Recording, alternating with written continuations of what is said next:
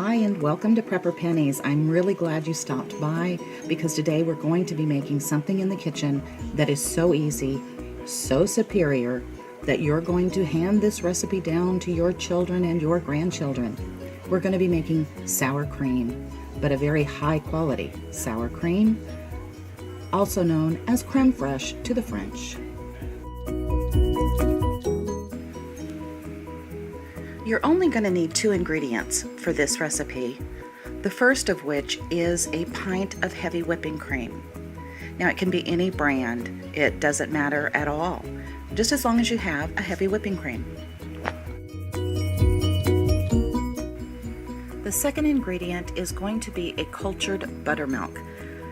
It doesn't matter if it's low fat or full fat, you need to have a culture in order to grow to make the sour cream.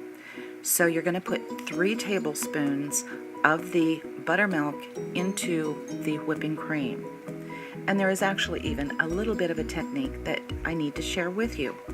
You're going to need to stir the ingredients so that that culture gets dispersed evenly throughout the other wet ingredient. You're going to make sure you go from the bottom to the top, side to side. You want to get that culture out there where it can grow evenly throughout the whipping cream. Now you're going to cover it so that dust and other debris will not settle into it. You're going to place something like this cheesecloth or even a paper coffee filter over the mouth of the jar. Make sure it's secured with a rubber band or something. And then you are going to leave it in a warm spot in your kitchen, untouched. And when I say warm, I'm talking about 70 degrees or so. That's what the experts say.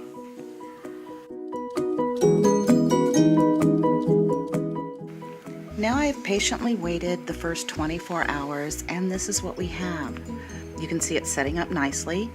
The culture has grown and bonded, which is what we want, but it's still a little bit thin. It's not as thick as what we want it, not as firm, but it tastes very good at this stage.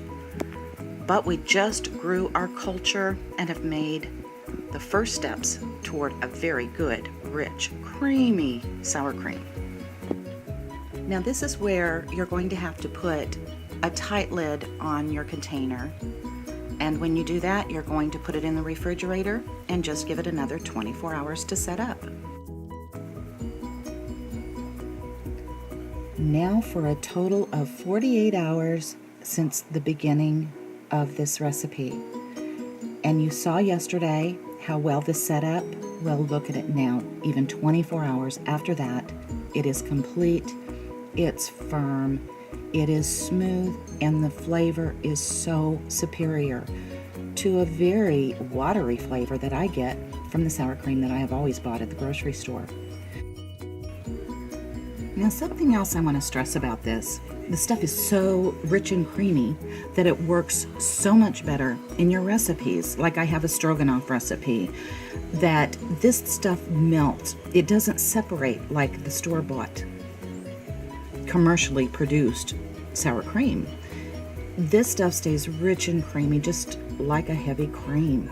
And it's because of the level of quality of the ingredients that you use at home without the fillers and stabilizers and stuff.